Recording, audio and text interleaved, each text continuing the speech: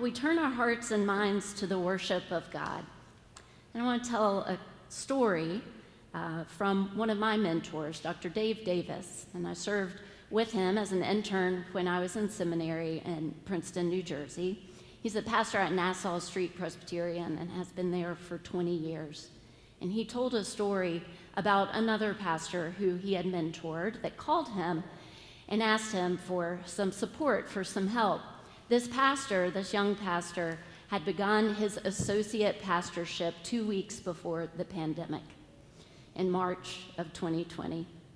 And then he started his next call, which was as a head of staff in the Advent season of 2024, which is right after the election of our new administration. And as they talked together about the difficulties of preaching and leading in a season like this, and in particular for this young man who didn't know his congregation very well, Dave says that he offered a word of advice that he had heard from a mentor and he hoped would be of comfort to this young pastor. The pastor, though, said, "Dave, I would really just like to be a pastor in precedented times." But Dave offered a word of advice, a word of comfort, a word of hope that he had heard before that we hear today, which is this: remember, above all else, who you are,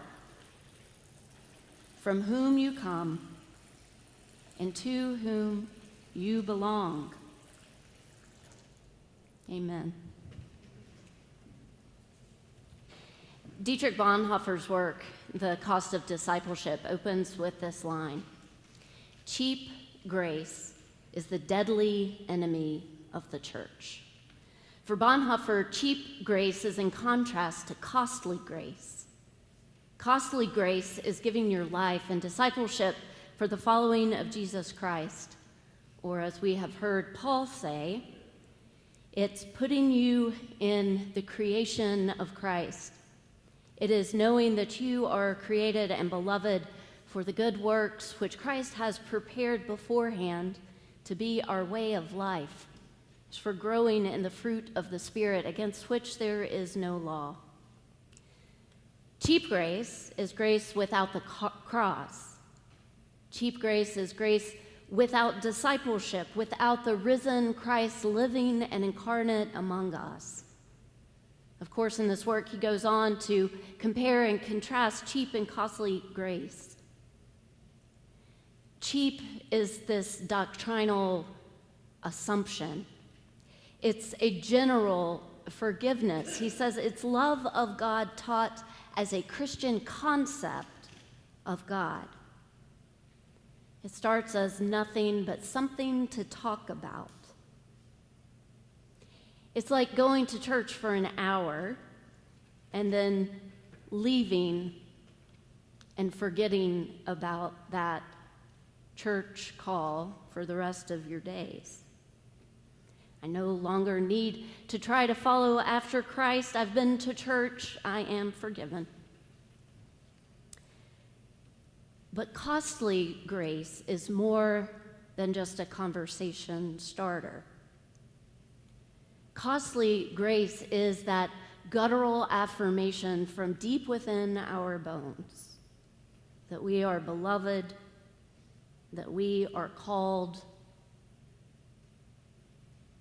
Dave Davis says that cheap grace is when you go to church and you worship for an hour and you leave and we forget to remember who we are and to whom we belong. And so, Dave says, for all the beloved of children of God who we are, seeking to be faithful disciples of Christ, wanting deep within our souls to do justice, to love kindness, and to walk humbly. He says, start there. Next time the questions come up for you because of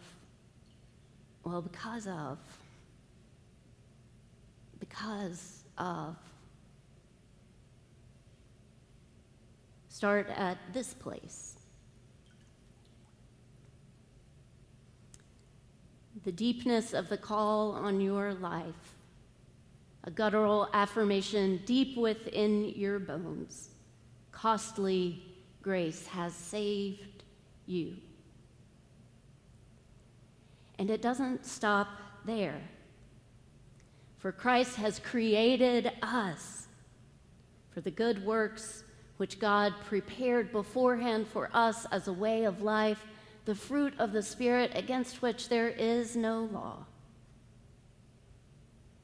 In unprecedented times, children of God, our way of life, it does not change.